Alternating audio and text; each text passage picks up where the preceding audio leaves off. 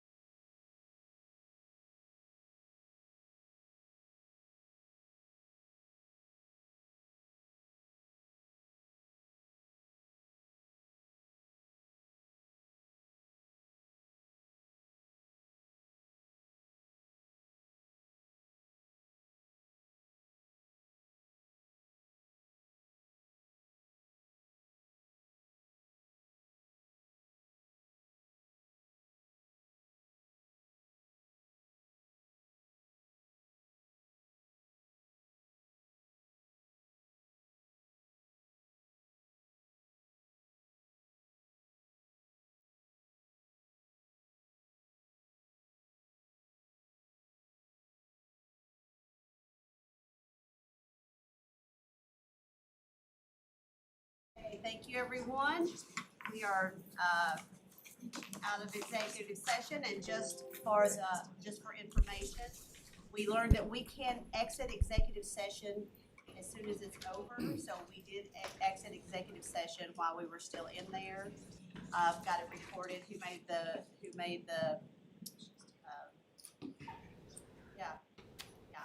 I'm only 80% here, I'm just recovering from surgery, so if I fade off, y'all just, Leonte's gonna Oh, poke. 80% of you is better than 100% of anybody else. But, Same sport. anyway, so, And to clarify on the record, no business was no conducted. business, no No business, votes were taken. no Other than votes that, were, we're closed. it was just information only. At this time, we will start with our, committee meetings. First up is budget. Thank you, thank you. How you doing, Russ? Doing good, sir. Good to see you as always. I say let's take it away with item number 1. All right, item number 1 is our Top State for Talent High Demand Career Equipment Grant. The Top State for Talent Act, House Bill 192, passed by the General Assembly in 2025, is intended to support the implementation or enhancement of a CTA program and the delivery of high demand career pathway. The total contract amount is not to exceed $1,250,000. Thank you, Russ. Any questions? I did wanna just mention, I reached out to some of the counties, my county was one of them that is getting this grant. And, it is an amazing opportunity for CTAE programs to actually, get to have some quick, like, here's a problem and here's a solution, rather compared to the, CRE grants that take a lot of time. So this is a really amazing thing. Lots of good things come from this. Thank you very much. Any other questions or comments? Okay, item number 2. All right, item number 2 is our grant, FY26 Economically Disadvantaged Grant. This grant is intended to provide identified school systems with additional funds to support economically disadvantaged students. These grant funds were appropriated by the General Assembly as a line item in FY26 state budget. The total grant amount is not to exceed $15,275,991. Thank you. Any questions or comments? Okay, item number 3. All right, item number 3 is our grant, Building Opportunities and Out-of-School Time Boost 2.0 grants. These grants are intended to support the learning, acceleration, academic development, connectedness, and well-being of Georgia's students utilizing a whole child approach. The total grant amount is not to exceed $11,541,140. Thank you. Any questions? All right, item number 4. All right, item number 4 is a grant amendment for our completion special school support. The purpose of this grant amendment is to add $500,000 to the original grant amount to support the planning for and establishment of Southern Rivers Completion Special School in Zone 4 as allocated by the General Assembly.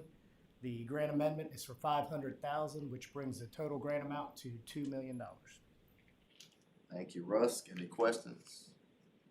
So, Yes. so I was looking at, the agenda item, it says, that the state board shall be authorized to provide up to $5 million, so there could be additional, money added to this particular, Zone 4 special school, is that correct, if Well, needed? The General Assembly would have to appropriate it. They only appropriated $2 million in the FY26 budget. Okay. So it's up to in the law $5 million, but they appropriated $2 million. Okay, so it's up to $5 million in the law, but it was only appropriated up to $2 million, that's why the increase. Okay, I just wanted to make sure, thank you. Thank you. Any other questions? Okay. Any questions or comments for item number 5?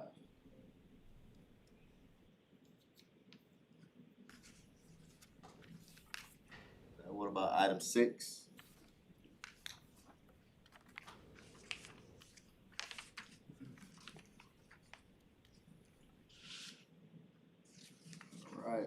Thank you very much, Russ. Vice Chair, I'd like to recommend we move items 1 through 6 to the consent agenda. Okay, items 1 through 6 will be moved to the consent agenda. And that concludes your meeting.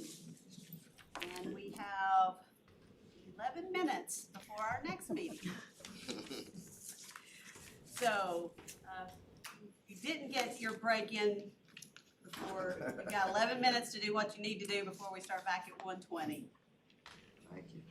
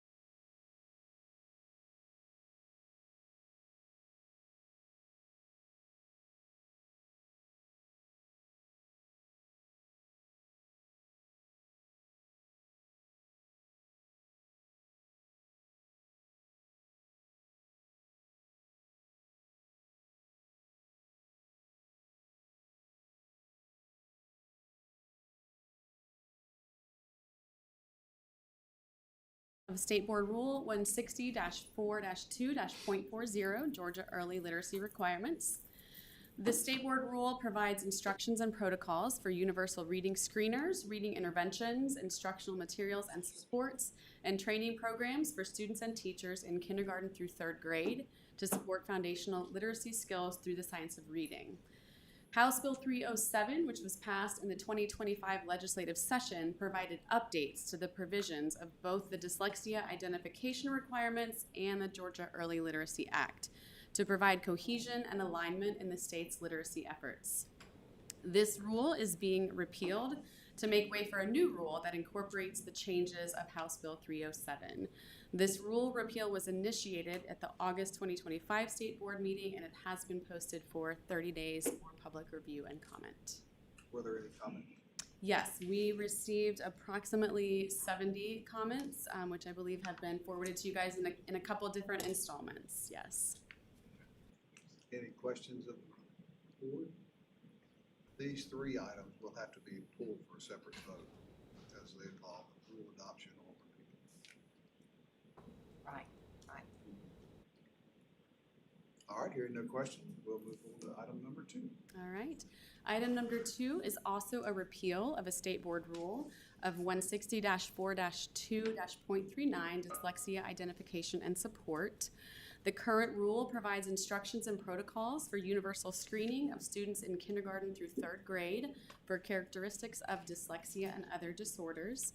Similar to the last item, House Bill 307, passed this year, provided updates to the provisions of dyslexia identification requirements and the Georgia Early Literacy Act in an effort to provide cohesion and alignment in the state's literacy efforts.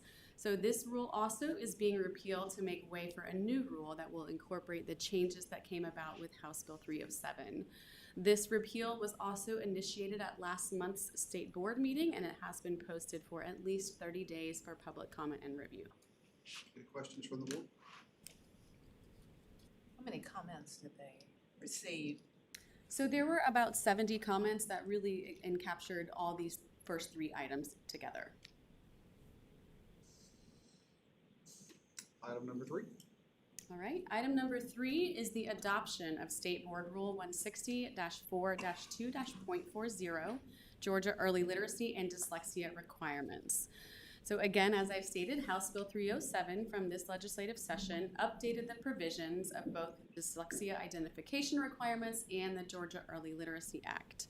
This new State Board rule is being created to address the updates and changes that are outlined in law and incorporate those changes within one rule that will be the Georgia Early Literacy and Dyslexia Rule. This rule was initiated at last month's State Board meeting and has been posted for 30 days for public review and comment. Any questions from the board? Comments? I have a question. Yes, ma'am. Concerning this particular rule, is this rule, the wording in the rule, is it pulled directly from the law? It is. It is pulled directly from the law. We wanted to make sure that that the rule aligned directly with the law. So yes, that language is pulled directly from the legislation. Is there additional guidance that you have looked at as well concerning this rule to kind of tighten it up? And the reason I say that is I'm looking at the law and the rule about the testing to see if children have any characteristics of dyslexia or any issues with literacy. And that's a lot of time. That's a lot of time that the child could be getting the supports and everything that they need 30 days within the beginning of the year, and then they have to notify the parent, and then they get another additional 30 days. That's months where a child is not getting the supports and everything that they need in order for them to be able to be successful and to be able to get the literacy information and everything that they need. Is there anything that we can do to try to encourage the LEAs to support our students in a tighter timeline than established. I'll speak to that a little bit, and then we also have Amy Denty and Jennifer Lindstrom online. They can provide additional context, but we are not able to set forth a state board rule that goes beyond what the law requires. We have to match exactly what is in law, so we don't have the ability or flexibility to alter those timelines. However, we do issue a lot of guidance and support districts. So Amy or Jennifer, if you all would you mind speaking a little bit to the guidance that you are giving to LEAs in regards to this timeline?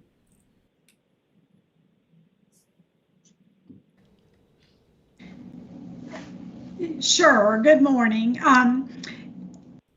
Yes, I agree with everything that Ms. Walker has said, and I will just remind you all that this process is a very iterative process, and so typically, even though children are screened 3 times a year, that doesn't start everything over those 3 times during the year. And so typically, even with this initial screening this year, for a lot of our children who are not new to the school or to the state or kindergarten students, we already have information. They were screened at the end of last year, and those tiered reading support plans that were put into place are continuing on. And so I know that when you look at those 30 school days, screening has to happen within the first 30 school days, and then children have to begin receiving those tiered reading support plans within 30 days of being determined as at risk. But it doesn't start over each time because it's an iterative process. Dr. Lindstrom, do you want to comment on that part? Yes, so thank you, Amy. And I appreciate the opportunity to comment. I do want to emphasize that this is the maximum number of school days. So the guidance that we offer and the recommendations that we provide to LEAs on a daily basis are making efficient and swift decisions to benefit the student in the best way that they can. So there's not if there's no reason to wait that long, we encourage districts to make those decisions as soon as possible and practicable. It's really based on the level and type of available data that the team has in order to make those decisions. If a student has, if there are a lot of data points that can be reviewed, that those decisions can be made a lot more quickly.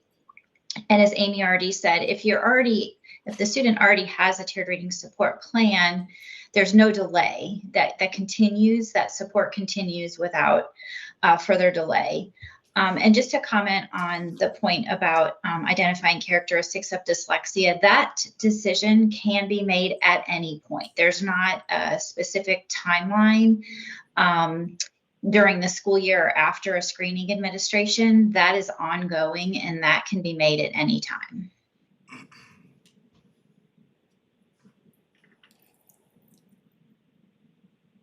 Any other questions, comments? Yes, sir. Well, and so Lisa, I appreciate you bringing that up because a lot of the response that we got were from people that were concerned about the 30 days. And going back and looking at HB 307, and this rule is aligned with exactly what the language says. It's one of those things, again, we hope that LEAs will be able to speed that process up, but we're limited what we can do to guide them. I mean, we're limited by what the law says. So if they want to come back in and amend 307 next year and make it 20 days or 25 or 15 even, that's on them. But that was the concern I had. But when you look at how we have to align that language of the rules that we set with what the strict language is, and it says within 30 school days. Yeah. We're kind of handcuffed. And I want those that have expressed their concerns to understand we're limited what we can do by what the state legislature tells us in their legislation that we can do. Otherwise, this would be a real conversation about 30 days. Should we, lower that down? I don't know, but we can't. Yes, ma'am. Also, like what Dr. Lindstrom said, they are putting guidance out there, encouraging the LEAs, and it is aligned with the law. I went and I read through 307 twice, and line number 236 talks about 3 times testing a year within 30 days, and then 257 talked about the tiered reading intervention plan no later than 30 days, and then line number 273 talk about grade level proficiency, notification to the parents no later than 15 days, and all of that's in there. So, I mean, I just want to make sure that our children and the future of our children and their education is at the top of everything that we do. The paradigm needs to be focused on what is going to be advantageous for our students and how is this going to benefit our students. And I know it doesn't stop at us, that it's from the legislature over here. So I'm talking to legislators too about this and just asking them, you know, I just want to make sure that everything is tightened and everything is taken from the viewpoint and vantage point of our children. How will our children be benefited by this particular rule and by this particular law? I think it's also worth noting that when this law was written, and there were a lot of experts who contributed their voices to the drafting of HB 307, and part of the rationale for what we call as a somewhat of a merged bill between the previous dyslexia law and the Early Literacy Act were taking consideration from voices in the field on the first year of implementation. So we really did reach out to and heard from educators in the field who are trying to implement this process with fidelity and with the students in mind. And there are now that we can consider not just the screener results, but additional data and the determination of significantly at risk of not attaining grade level reading proficiency. There's a little or a lot deeper level of consideration and analysis that needs to be done. So it's not, in a good way, it's not based on a single screener score. So it's considering multiple data points and pieces of information to make the decision and then to draft or create a support plan that is very individualized for that student. Thank you, Dr. Lidstrom. I appreciate that. Any other concerns or comments? Thank you very much. This item, along with the first two, will be pulled for a separate vote. Item number 4. Item number 4 is approval to post standards for effective governance of Georgia school systems. The State Board of Education has adopted governance standards for local boards of education as the basis for local school board member training. In September 2010, the State Board adopted the Standards for Effective Governance of Georgia School Systems, and these standards were organized into 8 domains: governance structure, strategic planning, board community relations, policy development, board meetings, personnel, financial governance, and ethics.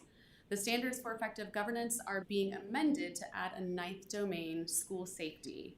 This domain and the accompanying standards were agreed to by the Georgia School Board Association's Safety Advisory Committee, which included representation from a broad array of groups: the Georgia Alliance of School Resource Officers and Educators, Georgia Emergency Management and Homeland Security, Georgia Public Safety Training Center, Georgia School Superintendents Association, the Georgia Department of Behavioral Health and Developmental Disabilities, and the Department of Education. So if approved, these standards will be posted for public review and comment for at least 30 days. Any questions or comments from the board? Sure.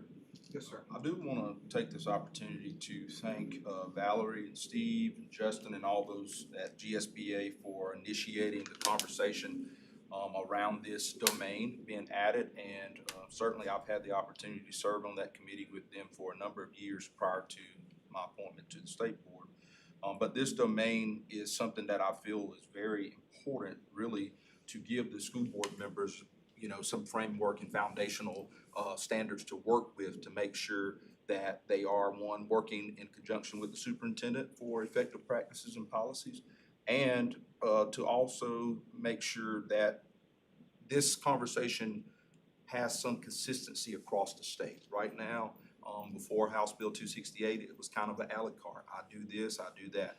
This, I think, will kind of, bring some consistency, and so we'll kind of see school safety being modeled the same across the state with this framework put in place. And I think the folks at GIPSTIC, folks at the Georgia School Resource Officers Association, GSBA, the Department of Education have worked extremely hard on this domain, and certainly I feel that it's good work, and I'm looking forward to it moving forward.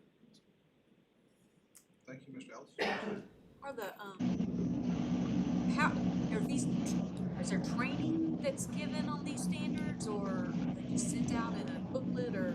So they are available online to anyone, but yes, there's also requirements for local boards to go through training every year. And they have to use these? They have to cover the standards, yes. And that'll be, GSBA provides that training, but there are a number of other organizations that will partner and also, provide that training to boards. Quick question.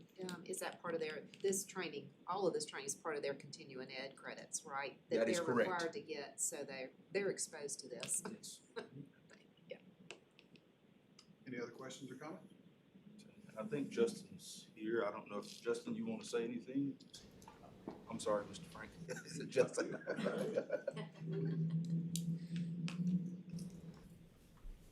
Thank you, Mr. Ellis.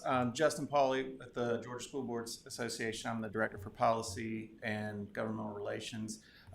Just want to echo, Susan did a great job of laying out the process and the concerns, and it truly was a team effort from a lot of various groups, as well as Superintendent's Association. And so really appreciate Mr. Ellis's comments, and happy to answer any questions if y'all have any, but otherwise we appreciate everything you do. Thank you. Thank you, Justin. Any other comment? Hearing none, this can be, because it is a request imposed, put on the consent agenda. Item number 5. Item number 5 is approval to post standards for lifeguarding and aquatic safety. Senate Bill 50 from 2024 authorizes local boards of education operating high schools to offer instruction in lifeguarding and aquatic safety as part of the high school curriculum beginning in the 26-27 school year. By preparing students for real-world lifeguarding roles, this course supports both career readiness and statewide water safety initiatives. These standards were developed with input from an advisory committee comprised of aquatic safety professionals, public health experts, and experienced health and physical education educators. If approved today, these standards will be posted for public review and comment for at least 30 days. Any questions or comments from the board? Hearing none, this item will be placed on the consent agenda. Item number 6. Item number 6 is the approval of high-quality instructional materials, round 4. State law, Official Code of Georgia annotated 20-2-153.1 requires the state board to approve high-quality instructional materials to be used for teaching students in kindergarten through 3rd grade to read. The Georgia Department of Education commissioned the services of the Georgia Language Arts Supervisors to facilitate the instructional materials review by forming a committee of literacy curriculum leaders and other key stakeholders. Since its inception, this committee has conducted 4 reviews of instructional materials, and this most recent review resulted in the recommendation to add 2 new products to the list of high-quality instructional materials. Comments or questions from the board? I have a question. Yes, ma'am. These instructional materials, do the school systems themselves, they're required to use these, correct? Yes. And do they purchase them themselves, or how does that work to acquire these materials? I'm going to defer to our literacy experts again. Amy Denty, I see you just popped on the screen again. Do you want to answer that for us, please? Yes, I'll be glad to. Local school districts do have choice in the instructional materials that they use. If they adopt a core product for grades K through 3, then it must come from this list. But schools do also have the opportunity to bundle supplemental materials, and if they choose that route, their superintendent has to certify through our reporting processes that those materials have been vetted and meet the qualifications of the legislation, House Bill 307.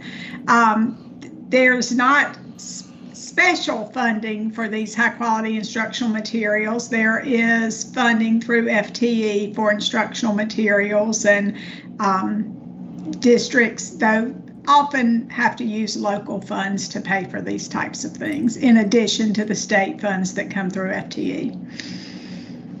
Thank you, Ms. Denny. Thank you. Any other questions, comments? I think there's been great work, you know, built around these standards, and I've certainly talked to Ms. Ogden several times about it. She was very excited about this work that they've done over the, last couple of years. Thank you, Mr. Ellis. Any other comments? Hearing none, this item will be placed on the consent agenda as well. This concludes the work of the Rules Committee, 1 minute past our time. So items 1 through 3 will be pulled for a separate vote, and 4 through 6 will be added to the consent agenda. Yes, ma'am. Thank you. All right. We're gonna say we're right on time then. Perfect. Stan never did that. I know he's listening. Great job, Miss Petty. It was no work done by me, it was done by everyone else. All right, we will move on to District Flexibility and Charter Schools Committee items. Great, thank you very much, Madam Chairwoman. We'll do item number 1. Absolutely. Item number 1 is a strategic waiver school system contract amendment for Emmanuel County School System. Emmanuel County Schools is seeking to amend its strategic waiver school system contract by adding a waiver of State Law 20-2-156 and by adding a college and career academy to its contract. A waiver of this code section, the 20-2-156, will allow the school district to implement innovative delivery models to better meet the varying needs of their English language learner student population. The local Emmanuel County School Board approved the addition of the College and Career Academy on July 9th, 2025, and then they approved this additional waiver request on August 11th, 2025. Any questions or comments? Yes. Miss Zoller. Yes, Matt. Hello, this is my home county, and there's a lot of local excitement about this, so I'm glad to see it happening. Great, thank you. Melanie? How many more years do they have left in their contract? The contract expires in 2030. Okay. Yeah. Any other questions? We'll move that to the consent agenda. Number 2. Number 2 is also a strategic waiver school system. This is the Talbot County School System Strategic Waiver Contract. This is a request to approve the system contract for Talbot County Schools. As authorized by law, Talbot County Schools requested increased flexibility by identifying waivers that will support its work in improving student performance. In 2024, Talbot County Schools requested a 6-year contract with identified waivers. Based on the system's academic and financial performance, Talbot County Schools was recommended at that time and received a contract at that time for a 1-year term. In 2025, toward the end of its 1-year contract term, Talbot County Schools received a 60-day extension in order to undergo a financial assessment with a reputable accounting and financial services firm. During this extension, Talbot's superintendent resigned, and the system is currently being led by an interim superintendent while they conduct a search for a permanent superintendent. Talbot County Schools is being recommended today for a contract term through June 30th, 2026 to facilitate and support its improvement and to provide a shortened term while the system completes its financial assessment, begins implementation of critical strategies and procedures, and finalizes its search for a superintendent. This recommendation allows the system to utilize the waivers that they requested in their 2024 application. However, there is one exception. They will not be able to utilize their waiver of State Board Rule 160-5-1-.22. They will be required to employ a full-time superintendent to serve as their chief administrator of the school system.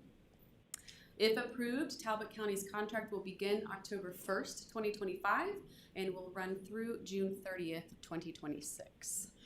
And I will have comments and questions about this, but I just wanted to say that, you know, we're gonna be hand-holding with this system for a while, okay? And so I think that this particular item reflects that commitment we've had up until this point to work with that system through all the difficulties that they've been having. And then I think this reflects that we're voting on our understanding that this is not we'll let you go, that you've got to continue to meet these guidelines. So we're gonna be hearing a lot from Talbot County over the next few years. Any questions or comments? Yes. No idea. I struggle with this a lot, I have to be honest. They've had a lot of problems, as I understand it, with their management of funds. And we keep giving them an extension to manage their funds as they wish. And I'm just struggling a little bit with why we continue to do this. And I don't know that they're gonna be able to get all their problems solved by next year. So what's the point and what's the purpose of a one-year extension? I don't, are you planning to revoke their contract next summer if they don't make very much progress? I really struggle with the whole point of these things, to be honest. Well, at current, like I said, we have, they have a independent organization, Mullen Jenkins is actually looking and doing the review. We have been in contact with them, we're getting reports. I think, Russ, that report has not finished out, has it? Yeah, they published part of it, but they've gotta go back and do some paper. Yeah, there are some things we're waiting on. I think at this point in time, of course, we're looking at a new superintendent, so we are trying to look at that. We're looking at the recommendations that are coming out of that audit. Definitely there are some processes that are taking place. There are things that they're going to have to follow based on the recommendations that we are hearing. And I think that at this time, we're working with them to set up the processes so they can be successful. Again, so this does not repeat. Again, I think they are looking at potentially hiring a new superintendent in November, looking at making sure they're hiring the right personnel with that. Russ, I don't know anything you want to add? Yeah, I think one of the recommendations that, one of the concerns we had in Mullen and Jenkins reported a CFO working 2 jobs, also as the CIO, making adjustments to correct this. Yeah, and again, ultimately, that's why we've looked at saying this is why we gave the shortened timeline for this. To say that, get this, we've got to have the new superintendent. Based on all the recommendations, we've got to see progress. Now, at that point, we're already started into the school year. And the only option right now is to say you basically revoke all charter privileges and you go back to a traditional school system. Now, is that off the table? No, it's not off the table. But why wouldn't, if for a system who has mismanaged their money a little bit, why would that not be the best solution? For them to go back to be a traditional school system that has all of the laws and rules that they have to follow. Part of my concern is I understand that you're giving them procedures and things that they have to follow, but it's not part of their contract. So how can you hold it? Melanie, the interim superintendent is online and could comment on this if necessary. Also, I think that, obviously, we haven't gotten to the point like a Clayton County from a few years ago where the state is gonna take over or anything like that. But what we are trying to do is work with the system. And Frank, it's your area, but we do have the interim superintendent on if he would like to make a comment. Martha, really quick before that happens, Melanie brought up a very good point and I wanted to address. It is in this contract that the recommendations from Mullen and Jenkins must be implemented in the next 10 months.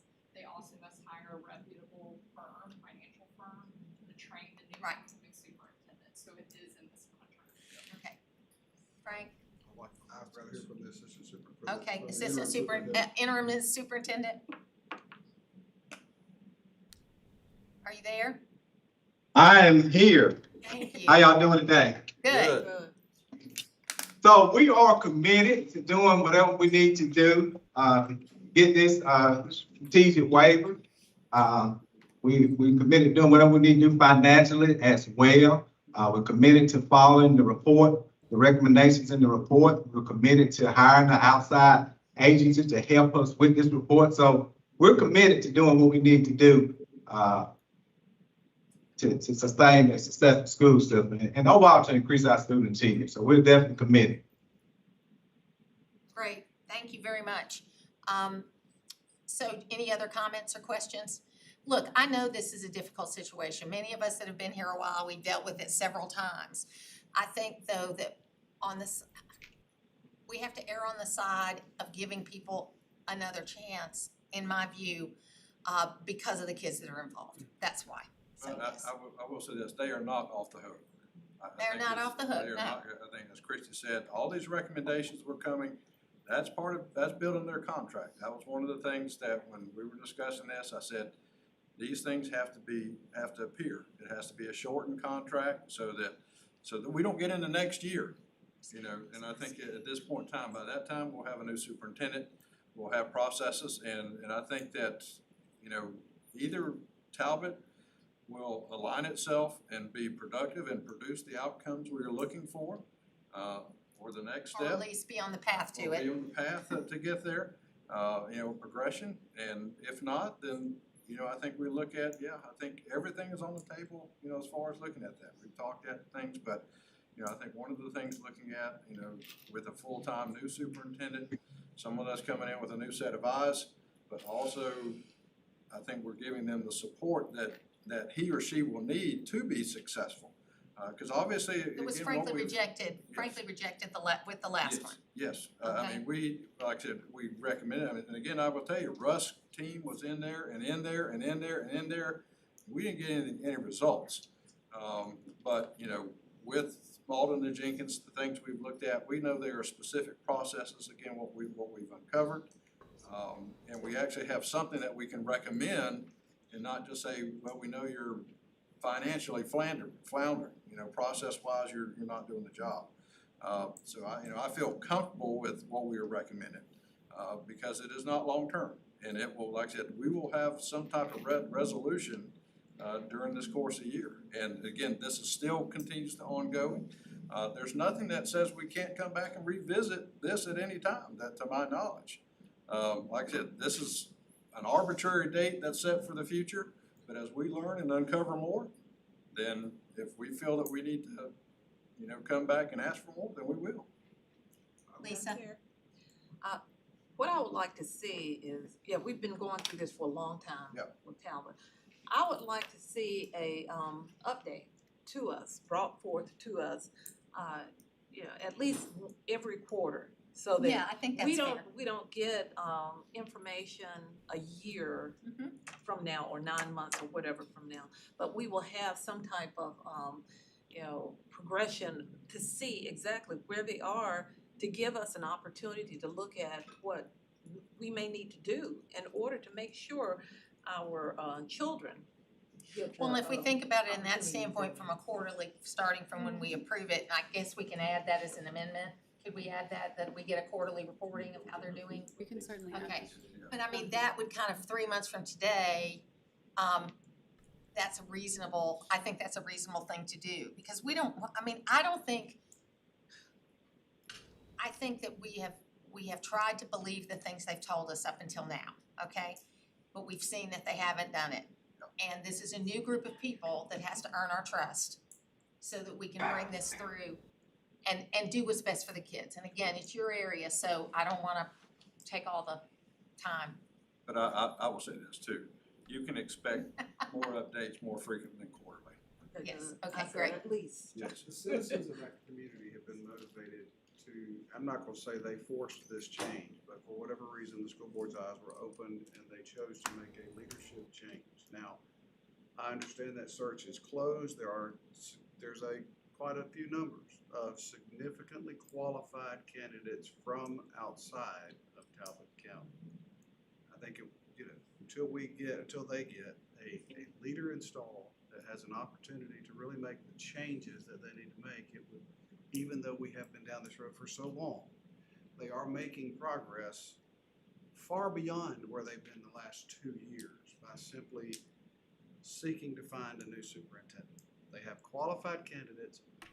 Let's give them time to get that candidate chosen by November and give he or she time to make and affect the change that they are. I do think if we do anything different at this point, the students would be the ones that suffer more. That's I right. agree. That's Yes, right. Melanie? So that is my question, is why is it that we're more sure of, that we're giving them this funding flexibility that hasn't been resulting in the money getting into the classrooms? Why are we sure that that's the best way to help the students as opposed to being a traditional school system where for decades, that is the way the money has gotten to the classroom? And that's where that's just where I'm coming down on this. It's like if the waiver is what everybody says is best, or that's the way to get them on the right path, but that's not the law, that's the waiver. And so I'm kind of just wondering, why is it that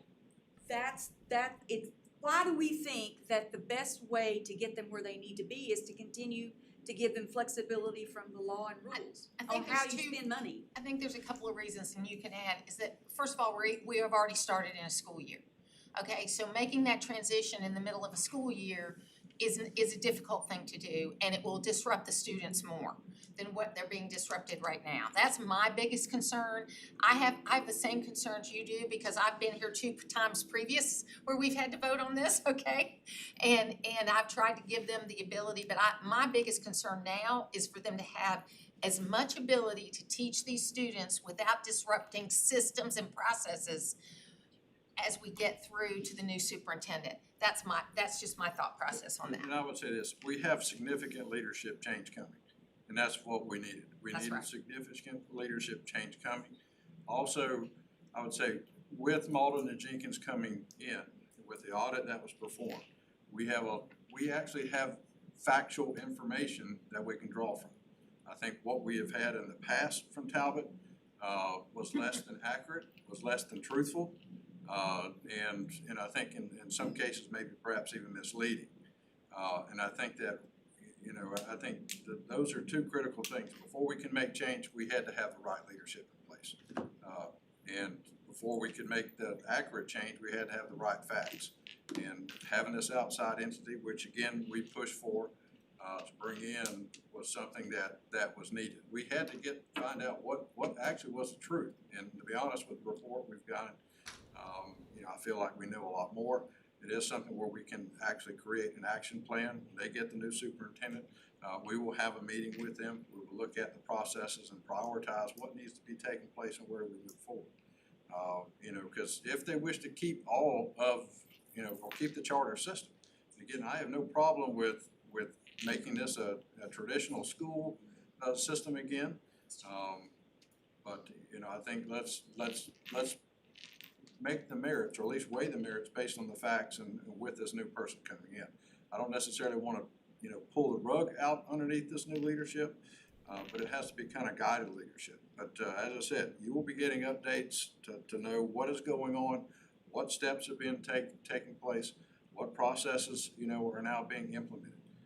Because there was just a lot of mismanagement that was there. Again, not saying it was anything unethical, but I think probably just incompetence that came across, and that comes with leadership. Thank you. Nick? I just want to add to that, I know that we've, had some significant challenges, but also this goes back to the domains.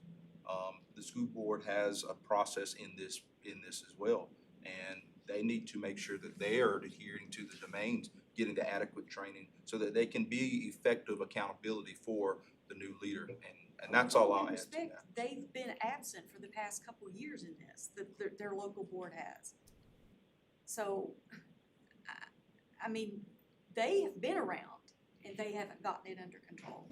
Well, they were getting inaccurate information too, so. But Excuse that's me. whose fault, that's some of it, that's on them. But I would say this, to the people of Talbot County, those are elected officials.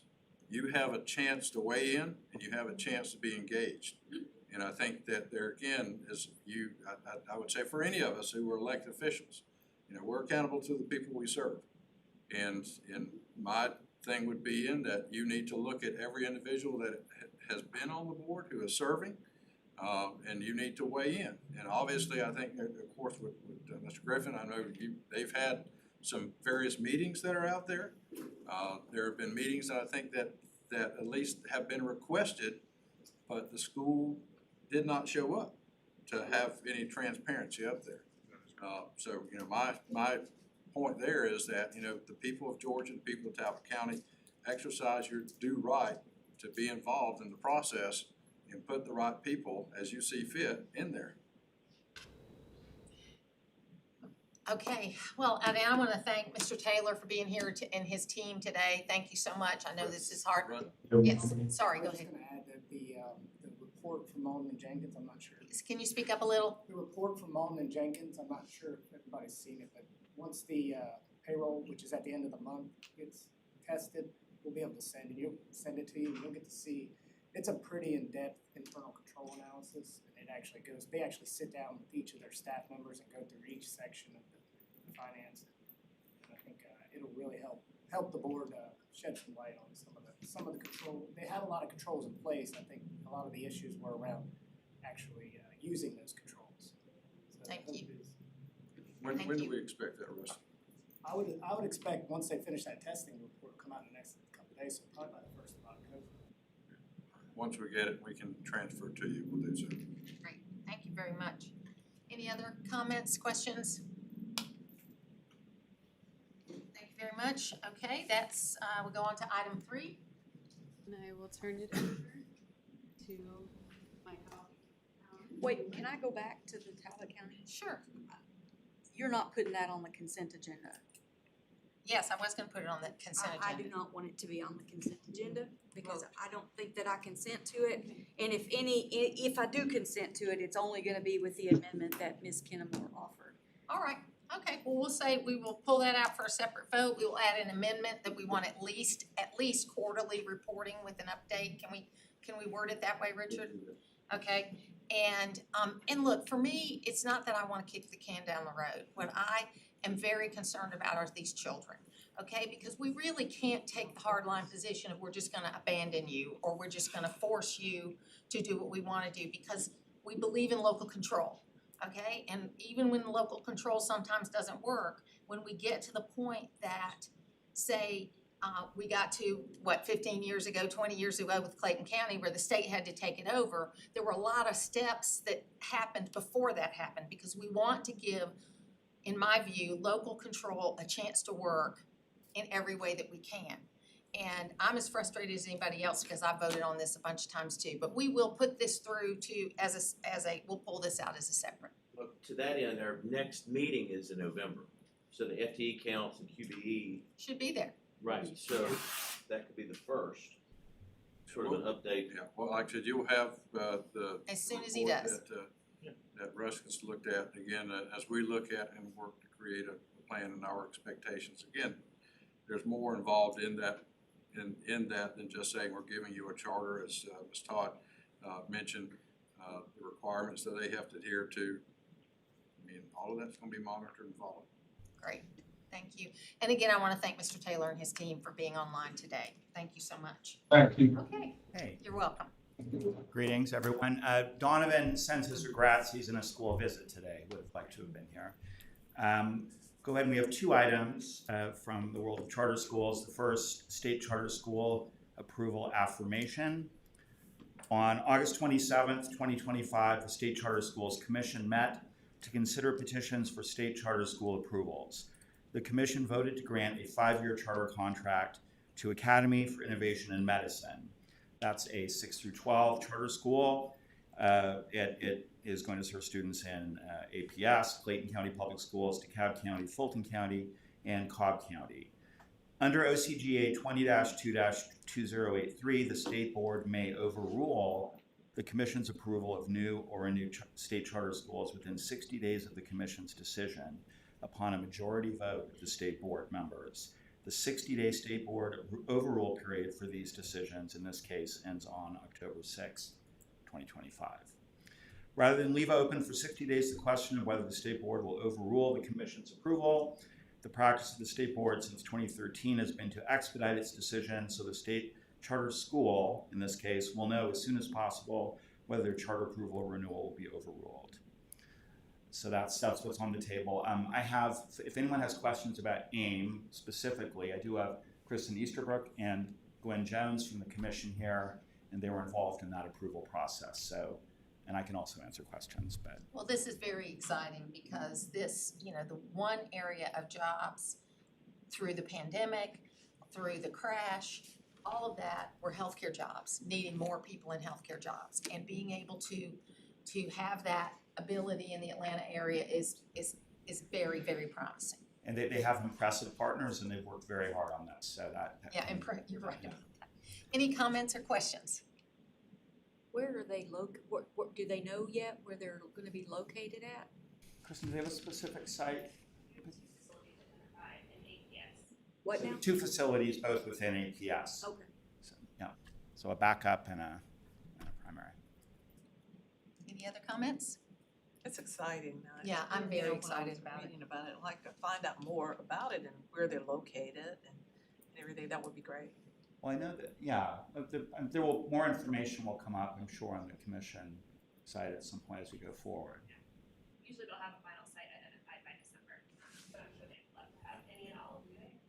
Great, Okay, that would be thank you. great. Thank you. Okay, we'll move that to the consent agenda. Yes, I'm sorry, didn't see you, I'm That's sorry. okay. Can you put this to a vote? I know Eric Gonzalez had helped in certain things, so I'm gonna abstain from the vote. So we bring that to a separate Yeah, vote, okay, thank you. great. Sorry about that, Rich. No, that's okay. Okay, 4th item, Okay, next is the charter approval for Tapestry Public Charter School Clayton. The Clayton County Board of Education approved Tapestry Public Charter School Clayton's charter petition on July 28th, 2025 for a 5-year term. That's starting 2026 and ending in 2031. Tapestry's mission is to offer an inclusive, individualized, too many syllables, learning environment that is academically engaging both for neurotypical students and those on the autism spectrum, and to create a positive school culture that empowers all students to take possession of their innate talents and become creative builders of their futures. So this is a school that it exists in DeKalb County.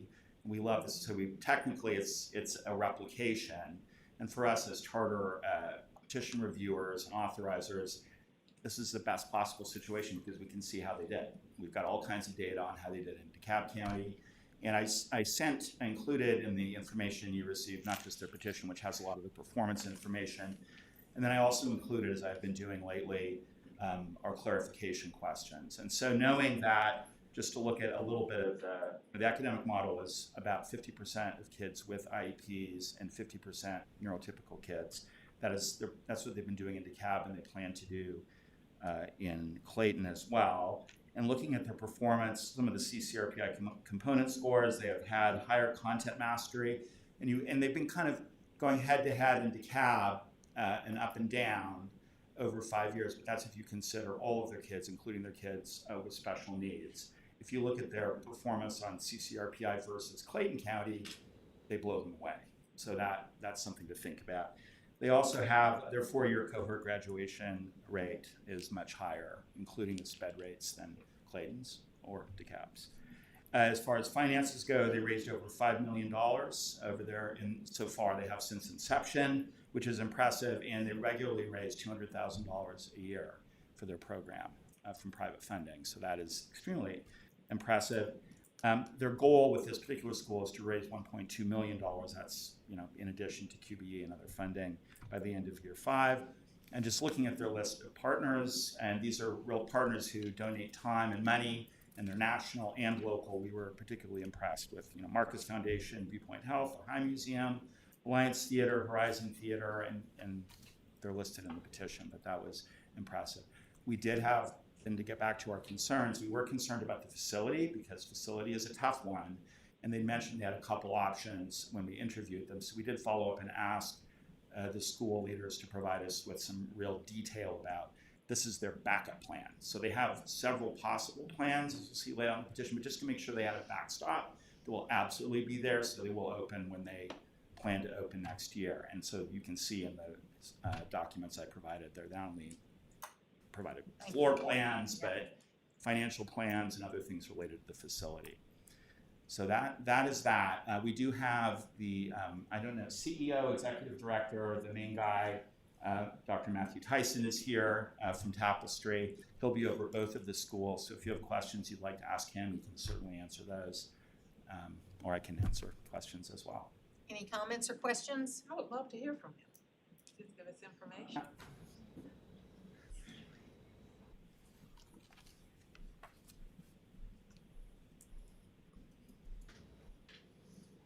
All right, so thank you all for voting on us. I've had the good fortune of spending a decade at Tapestry. I started off as assistant principal, and then I became principal, and now I am CEO.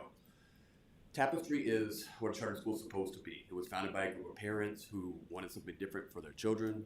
Over the past 10 years, we've refined that model to show what it means. Another thing that's huge about us is that we're small footprint, big impact. We have 300 kids, that's it. Doesn't wipe out the school system in any way, shape, or form. But for those 300 kids, we alter the trajectory of the rest of their lives. You know, there is no experience like what you can have at Tapestry. There's a lot of schools that do really well with having an elementary school that's fairly inclusive, but then you hit middle school, all of a sudden you're with 800 kids, and then you're in high school, you're with 1,400 kids, and that's tough for a neurotypical child to deal with. What we do is give those children another option, and now, after 10 years, we get to try and do the same thing in Clayton County, and we're really excited to be able to do that. For over 5 years now, our wait list has been like 370 children. We only have 300 kids in the entire school, and the need is there, and we're just really excited to be able to offer that same type of experience in Clayton, where we think we would be a benefit as well. So thank you. Thank you. Thank you. Any comments, questions? Can't wait. Yeah, I think it's exciting. Okay, so that concludes our committee hearing. Items 1 and 4 will go on the consent agenda.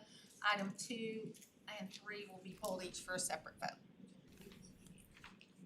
Thank you, Ms. Zoller. All right, I believe I think I'm over time, but I'm sorry. that's okay. Yep. I believe that concludes all the committee meetings for the day, all that's on the agenda. So at this time, I'll let Ms. Jennifer get to a cross-country meeting. She's running, she's running. I will not be running today, thank She's you. running.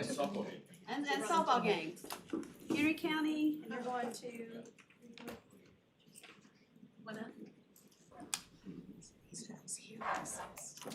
All right. Go Hounds. Good luck today. There you go.